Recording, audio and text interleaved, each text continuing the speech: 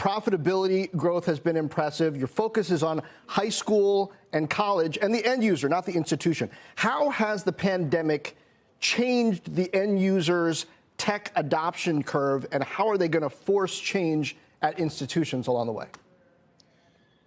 Well, thanks for having me, John and team. And that's actually the perfect question, because change is going to come because the students are going to force it, not because the schools want to do it. As you know, because you've been following startup companies and tech companies forever, that the empire always strikes back. They're going to try to go back to what was, and what was failing. 43% of all college students don't even get a degree, but they graduate with substantial debt. We have $1.7 trillion in debt and 44 million Americans in it.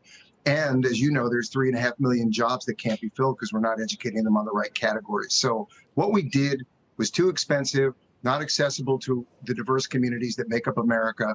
The college student is getting older. So with that in mind, what we've seen in the tech adoption, to your specific question, is we've surveyed students before the pandemic, in the middle of the pandemic, and actually just a week ago about online learning and what they want. So in the case of online learning, 75% of all students now want hybrid learning, online and in person. They want the ability to take certain classes online, watch them when they want, be able to work. 40% of all students work 30 hours a week or more while they're in school full time.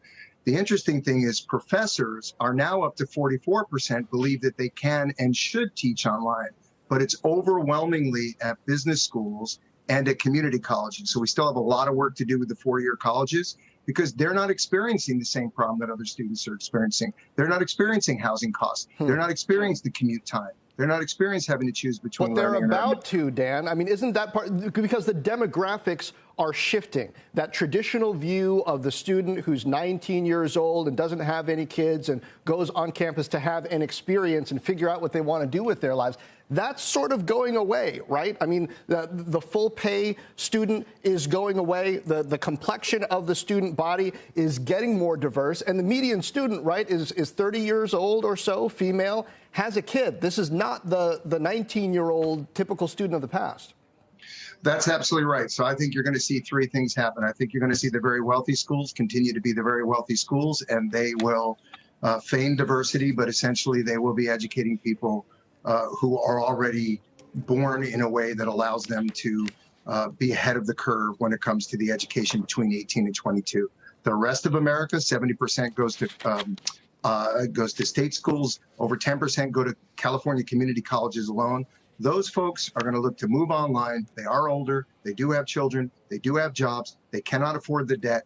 And so you're going to see many of those people move to online. Two of the largest schools, maybe the two largest schools in the country, not for profit, are online institutions. Southern New Hampshire University and Western Governors, they grew by 30% during the pandemic, while other schools went down. That tells you everything you need to know. And then the third category, which Chegg is very excited about, is the skills category, which is, I think we're going to see a revolution of people saying, is there a faster way to go from learning to earning, where I can do it in 6 months, be skilled for the tech-enabled economy without being an engineer and not being tied down for the rest of my life in debt? And I think that's happening. I think that movement has started, and I think it's inevitable.